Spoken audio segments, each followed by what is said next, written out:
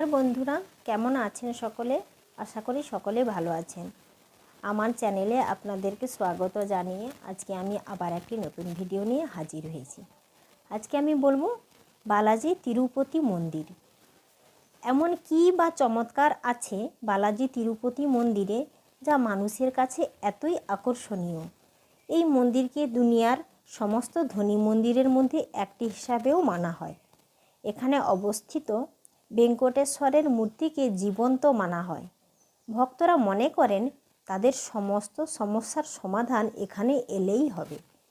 সকলে বলেন ভগবানের মূর্তির ছাতিতে কান দিয়ে শুনলে সমুদ্রের ঢেউয়ের শব্দ শোনা যায়। যেখানে এই মন্দির তার আশেপাশে কোথাও সমুদ্র নেই। মূর্তির চোখ অর্ধেক ঢাকা থাকে, কেবলমাত্র গুরুবার দিন খোলা থাকে। বলা হয় কি ভগবানের মূর্তির এত দিব্য জ্যোতি যা ভক্তরা সরাসরি দেখতে পারবেন না। মূর্তিতে যে কেশ রয়েছে তাও প্রাকৃতিক। এখানে কেনই বা ভক্তরা তাদের চুল ভগবানকে শ্রদ্ধার সঙ্গে অর্পণ করেন?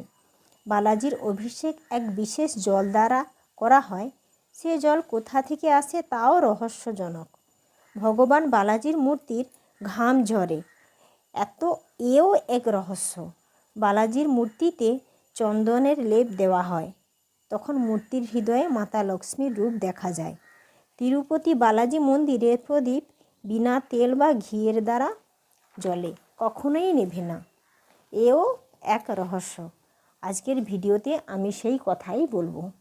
এবার বলবো কোথায় অবস্থিত এই মন্দির। অন্ধ্রপ্রদেশের চিত্তুর জেলায় তিরুমালা পর্বতে অবস্থিত। 853 মিটার উঁচুতে অবস্থিত। 3500 সিঁড়ি রয়েছে। এবার এই মন্দিরের পিছনে এক পৌরাণিক কাহিনীও রয়েছে। একবার ঋষিগণ যজ্ঞ করছিলেন।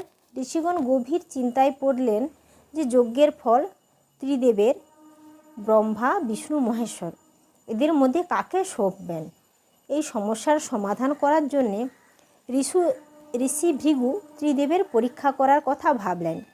প্রথমে তিনি ব্রহ্মাজির কাছে গেলেন, কিন্তু ব্রহ্মাজি সৃষ্টিকার্যে এতই ব্যস্ত ছিলেন যে ঋষির প্রতি ধ্যান দিলেন না।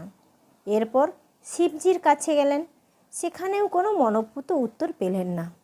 সর্বশেষে ভগবান বিষ্ণুর কাছে গেলেন। ভগবান বিষ্ণু না শোনার ভান করলেন।